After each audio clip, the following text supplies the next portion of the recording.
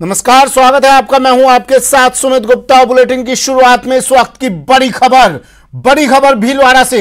जहरीली शराब पीने से 4 लोगों की मौत हो गई, 5 लोगों की हालत गंभीर अब भी बताई जा रही है। सारणों का खेड़ा गांव की घटना है, बड़ी खबर टीवी स्क्रीन पर। भीलवाड़ा में 4 लोगों की मौत, जहरीली शराब पीने से 5 की हालत गंभीर लोगों को अस्पताल में भर्ती करवा दिया गया है। सारणों का खेड़ा गांव की घटना।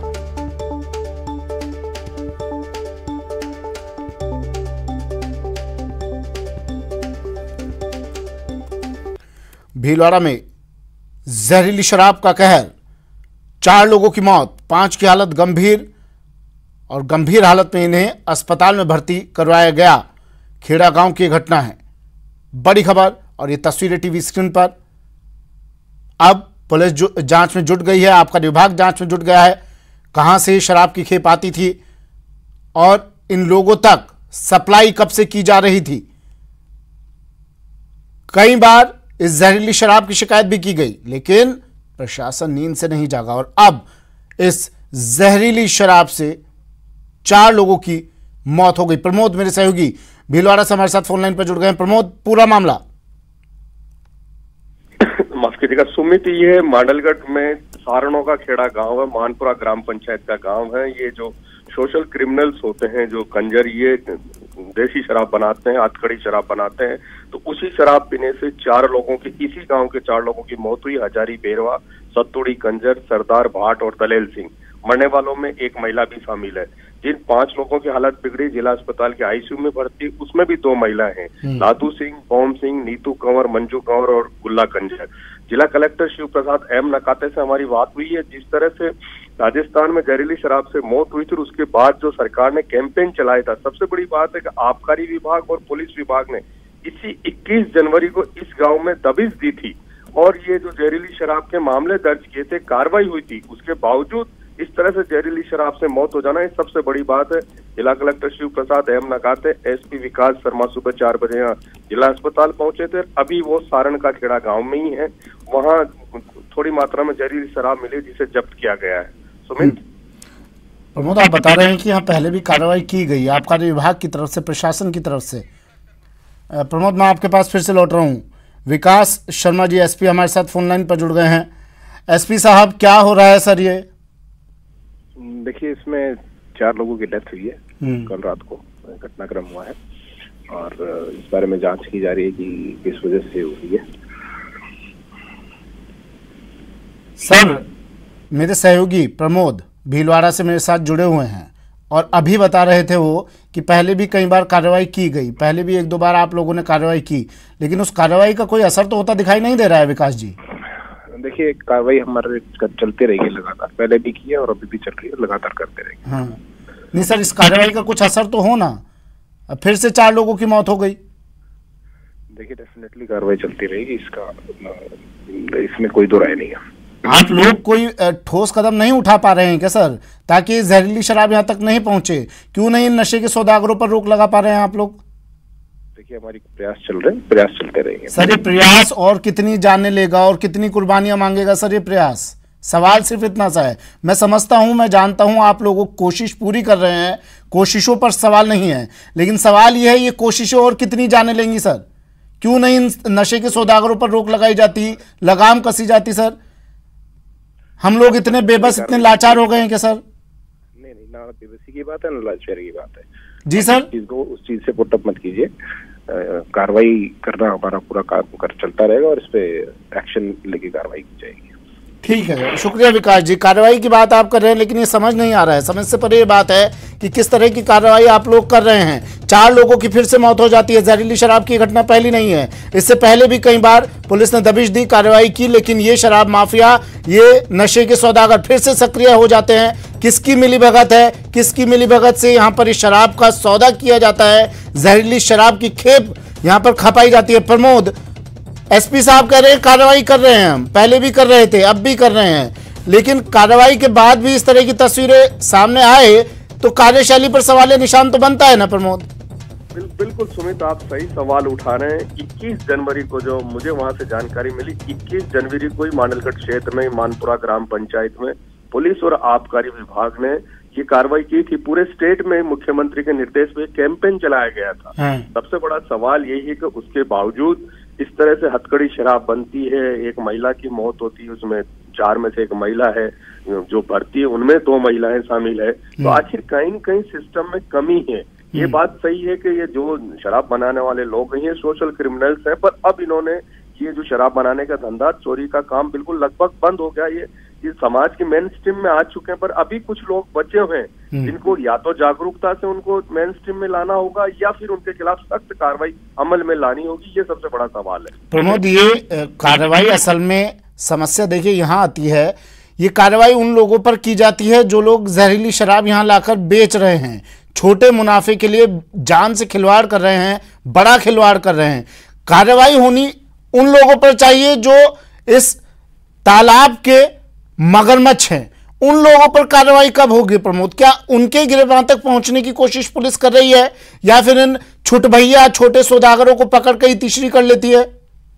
बिल्कुल आप सही कह रहे हैं कि वो जो बड़े मगरमच्छ है उनके खिलाफ तो आज तक कोई कभी कार्रवाई होती नहीं। जो छोटे छोटे लोग जो हथकड़ शराब बनाते हैं, जो सोशल क्रिमिनल्स, में बार बार जिनका नाम ले रहा हूँ, नाम लेना ठीक नहीं है, समाज में ऐसे कुछ लोग हैं जिनका काम ही यही है।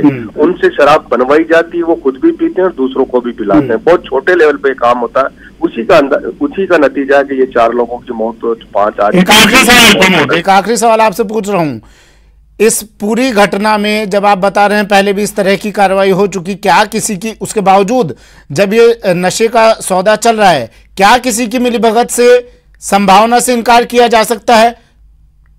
हाँ, निश्चित रूप से आबकारी विभाग को और पुलिस विभाग को ये जानकारी होती है कौन शराब निकालता है, कौन शराब का इल्लीगल व्यापार करता है, ये सारी जानकारी इनके पास होती है, पर समय पर ये दोनों विभाग कार्रवाई नहीं करते हैं।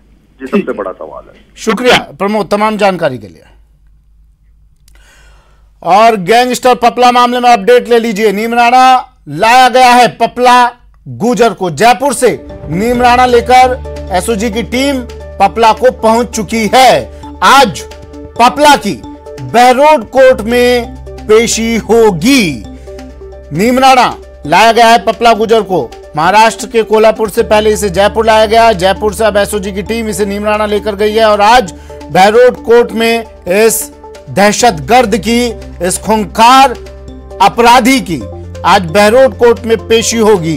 वो खूंखार अपराधी जिस पर 5 लाख का इनाम था, वो खूंखार अपराधी जिसकी तलाश कई राज्यों की पुलिस को थी, वो खूंखार अपराधी जिसने पुलिस पर हमला कर लॉकअप तोड़कर फरार हो गया था और जिसकी पिछले 1.5 साल से 16 महीनों से पुलिस तलाश कर रही थी, वो खूंखार अपराधी आज इस नकाब के पीछे इसे इसका चेहरा ढककर लाया गया और अब इसे एसओजी की टीम नीमराणा लेकर पहुंची है। बहरोड कोर्ट में इसकी पेशी होगी।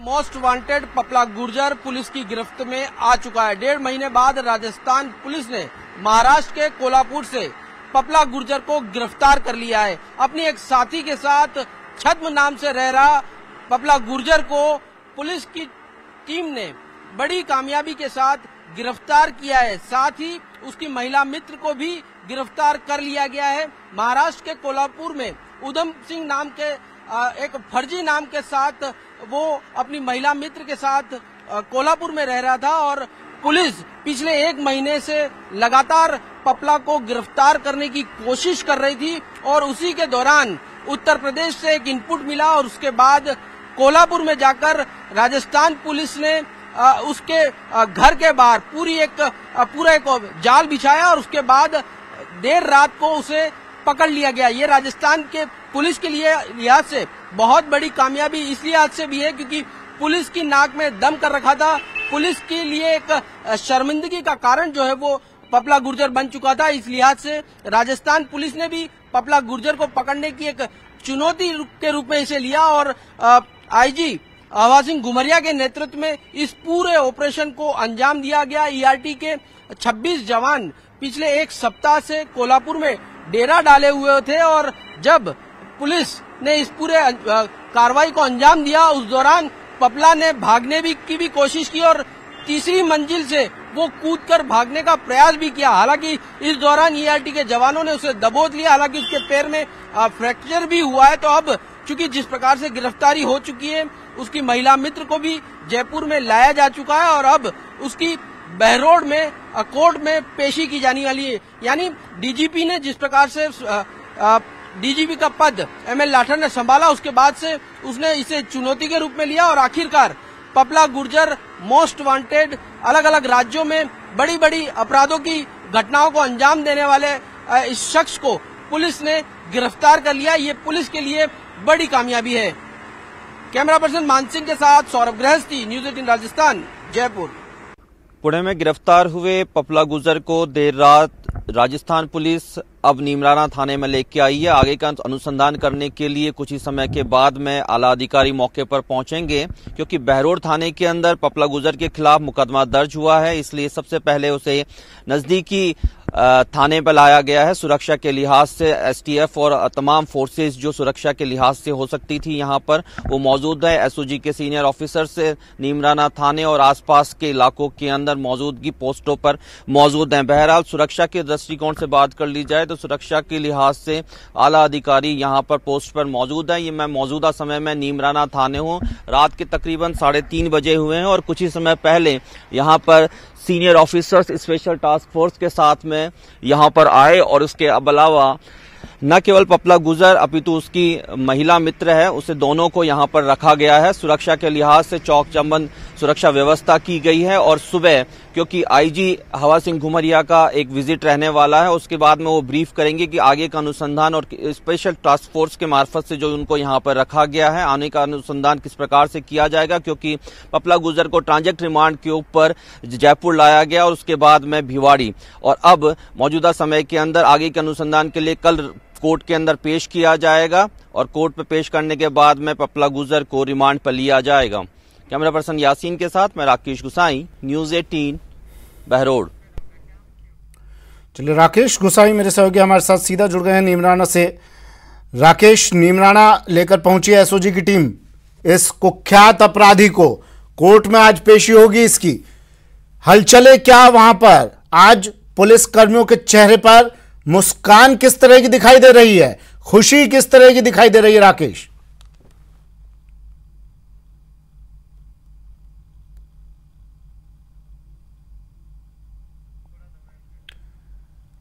से फिर से जुड़ने की कोशिश करेंगे। ये तस्वीरें देखिए, पपला गुर्जर को नीमराना लाया गया है। एसओजी की टीम लेकर पहुंची है नीमराना जयपुर से। पपला गुर्जर इस मोस्ट वांटेड को 5 लाख का इनाम था इस पर।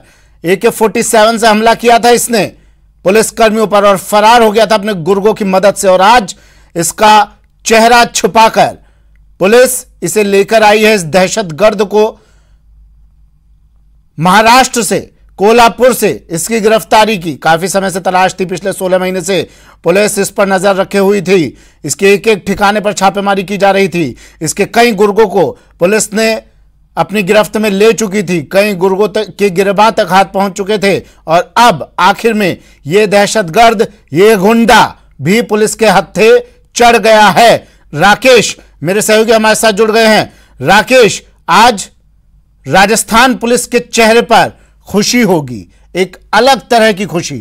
क्या कह रहा है उनके चेहरे का हाव भाव?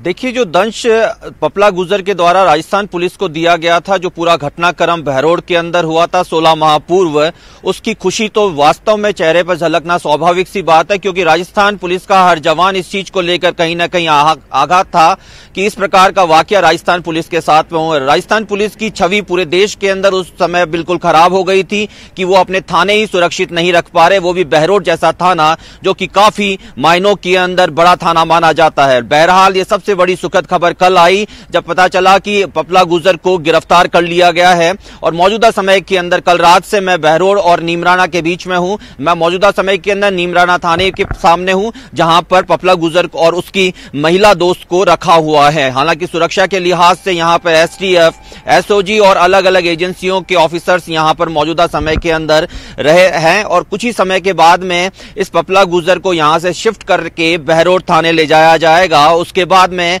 बहरोड कोर्ट के अंदर इसे पेश किया जाएगा। इसके साथ में इसकी महिला मित्र को भी कोर्ट के अंदर पेश किया जाएगा और कोर्ट में पेश करने के बाद संभवतः अभी तक ये जानकारी मिल रही है कि महिला मित्र जो है उसे जेसी कर दिया जाएगा, लेकिन पपला को पुलिस रिमांड पर ले सकती है। इस पूरे वाकये को लेकर कुछ ही समय बाद में आईजी जयपुर रेंज हवा सिंह घुमरिया भी प्रेस कॉन्फ्रेंस कर सकते हैं बहरोड थाने में। वो भी ब्रीफ करेंगे कि आगे का अनुसंधान, क्योंकि सुमित अब इस कड़ी के साथ में जोड़ने की बेहद जरूरत है। पपला गुर्जर ने आज तक जितने भी अपराध किए उन सभी अपराधों का क्लब करना बेहद जरूरी है। राजस्थान से लिहाज से बताऊं कि 4 बड़े मेजर अपराध राजस्थान के परिप्रेक्ष्य में किए हैं। इसके अलावा अलग अलग राज्यों के अंदर इसके द्वारा अपराध किए गए। यही कारण है कि कहीं 3 लाख, कहीं 2 लाख, कहीं 1 लाख का इसके ऊपर इनाम रखा गया। राजस्थान की बात कर ली जाए तो राजस्थान पुलिस की ओर से इस पर 5 लाख का इनाम रखा गया। सबसे बड़ी बात कि पपला गुर्जर ने ये जो पूरा घटनाक्रम अंजाम दिया, पपला गुर्जर जो कैद से भागा, बहरोड थाने से भागा, उसके बाद से लेकर और अब तक एसओजी और अलग अलग एजेंसियों के द्वारा 30 से अधिक नामचीन और लाखों रुपए के बदमाश अब तक एसओजी और राजस्थान पुलिस गिरफ्तार कर चुकी है। और ये बड़ी कामयाबी है। जो ये वो बदमाश हैं जो हरियाणा, अलवर और आसपास के इलाकों में रहकर राजस्थान के इन जगहों के अंदर रैकी किया करते थे और न केवल पैसे की उगाही किया करते थे, रंगदारी मांगा करते थे, अपितु एक्सटॉर्शन, धमकाने का और यहां तक कि अटेम्प्ट टू मर्डर तक के कई केसेज इन बदमाशों के ऊपर थे।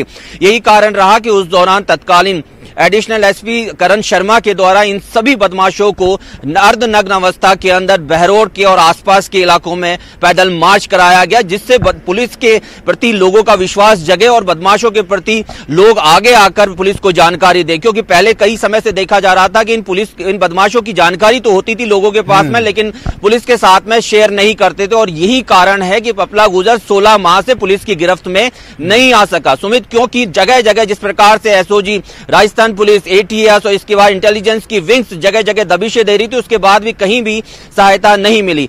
अब राजस्थान पुलिस के इन्वेस्टिगेशन के पार्ट बहुत वाइल्ड हो जाएंगे और इसके अंदर यह तक रहेगा कि किन किन जगहों पर इस पपला गुर्जर को शरण दी गई। एक बात पुलिस अब इसके हलक में हाथ डाल के निकलवा लेगी, इसका इतिहास, इसका कच्चा चिट्ठा पुलिस निकाल लेगी। लेकिन राकेश, एक सड़क छाप गुंडे से लेकर एक दहशतगर्द तक का सफर इसने तय किया है।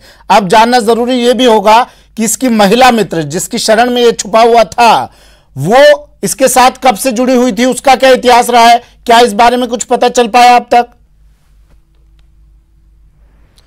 देखिए, इसके अलावा भी सुमित कई पहलू हैं जिस पर काम करना बेहद जरूरी है, क्योंकि पपला गुर्जर हरियाणा, मूल रूप से हरियाणा का आता है। हरियाणा के अंदर पपला गुर्जर के नाम से गाने तक यूट्यूब चैनलों पर आप देख सकते हैं। उसके नाम से इतना विख्यात और ख्याति प्राप्त हो रखा था हरियाणा के अंदर कि लोग उसको अपना इंस्पिरेशन मानते थे, अपना गुरु मानते थे।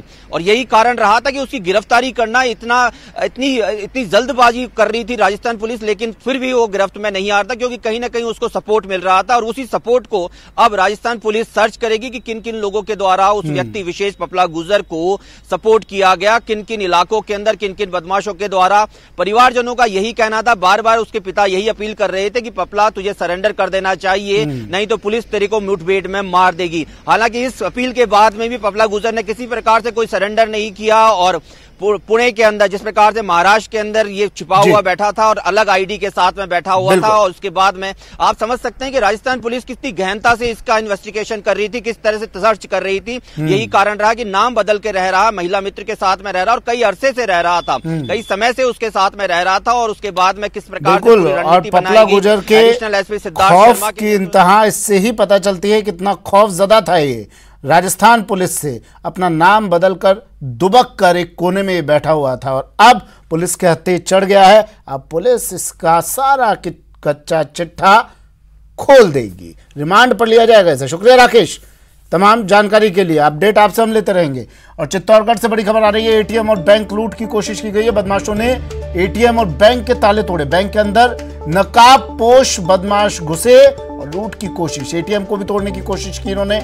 एटीएम में लाखों रुपए की रकम थी अगर इस कोशिश में कामयाब होते तो लाखों की रकम साफ हो जाती। सीसीटीवी में ये पूरी वारदात कैद। चित्तौड़गढ़ से सहयोगी पीयूष हमारे साथ फोन लाइन पर जुड़ गए हैं। पीयूष, मामला क्या पूरा, और इन जिन्होंने एटीएम और बैंक लूटने की कोशिश की, क्या कुछ पता चल पाया इनका? जी देखिए, ये जो शहर के दुर्ग मार्ग स्थित पंजाब नेशनल बैंक की मुख्य शाखा का मामला है, जहां पर अज्ञात बदमाश जो थे नकाबपोश, वो आधी रात में करीब 3:30 बजे वारदात को अंजाम देने के लिए बैंक लूट के लिए यहाँ पहुंचे। उन्होंने सबसे पहले एटीएम के ताले तोड़े और फिर एटीएम को पूरी तरह तोड़कर उसमें से लाखों रुपए की नकदी चोरी करने का, लूट का प्रयास किया, लेकिन वह उसमें विफल हो गए। उसके बाद बैंक के ताले तोड़कर वो बैंक के अंदर भी घुस गए। करीब आधा से 1 घंटे तक इन जो बदमाश थे उन्होंने लूट का प्रयास किया, लेकिन पूरी तरह विफल रहे हैं। और अभी सुबह जो पुलिस को सूचना मिली है, पुलिस मौके पर पहुंच चुकी है और सीसीटीवी फुटेज खंगालने के साथ ही बदमाशों के जो पहचान की जा रही है, उसमें कोशिश की जा रही है कि कहाँ के हैं बदमाश। हालांकि नकाबपोश थे इसलिए उन्हें पहचानने में तकलीफ हो रही है, लेकिन पुलिस सभी जगह के सीसीटीवी फुटेज खंगाल रही है। जी देखिए, वैसे तो अच्छी बात है कि ठीक है ये अपनी इस कोशिश में कामयाब नहीं हुए, लेकिन जानना चाहूंगा पीयूष, क्या उस वक्त बैंक के बाहर, एटीएम के बाहर कोई सुरक्षाकर्मी मौजूद था या नहीं? ये देखिए, चूंकि पंजाब नेशनल बैंक का यह मामला है और इनका सुरक्षाकर्मी यहाँ पर नहीं मौजूद था, ये सबसे बड़ी इनकी नेग्लिजेंसी कही जा सकती है। लेकिन सीसीटीवी जो थे वो पूरी तरह काम कर रहे थे। इसके चलते ये लूट के जो बदमाश है, करीब 2 से 3 लूट के बदमाश जो अंदर घुसे थे, उनके बाद 2 बाहर खड़े थे। करीबन 5 बदमाश जो थे उन्होंने लूट की प्रयास किए हैं। लेकिन सबसे बड़ी बात ये रही, गनीमत ये रही कि ये पूरी तरह से विफल हो गए। अन्यथा अगर लूट हो जाती तो लाखों रुपए की लूट जो होती है वो बदमाशों के लिए सही हो जाती। जी चलिए, शुक्रिया पीयूष तमाम जानकारी के लिए।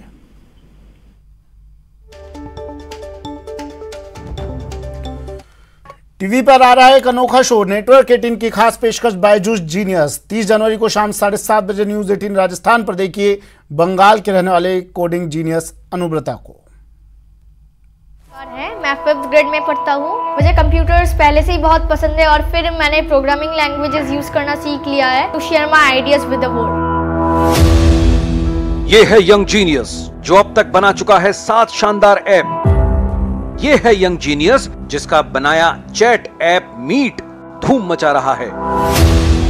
ये है यंग जीनियस जिसका गुरु कोई दूसरा नहीं, वो खुद है। नेटवर्क 18 पर एक अनोखा शो दंग करने वाले बंगाल के वंडर किड अनुव्रत के साथ। I do think that he has great prospects, but I would tell him focus on apps which will go viral. जो है बंगाल के छोटे से शहर अलीपुरद्वार से, जो लाइब्रेरी से किताबें पढ़कर जीनियस बना। अब आप हर्षा भोगले को क्या कहना चाहेंगे? मैं रिकॉर्ड कर रहा हूँ। Sir, you are my inspiration. अभी आइए, मैं आपके सामने बैठता हूँ and I'm going to show you something. ये देखिए, ये आपका वीडियो मैसेज है, मैं आपके सामने किसी को भेज रहा हूँ। Sir, Harsha Bhogle? Sir, how is this possible? ठीक है, चला गया। Hello, are you happy? Yes sir. Actually I can't control myself. जिसने ऑनलाइन क्लास में कोडिंग की मास्टरी की, जिसने legendary runners, pinch hitter batsman और लूडो शिप जैसे गेमिंग ऐप बनाकर दुनिया को दंग कर दिया।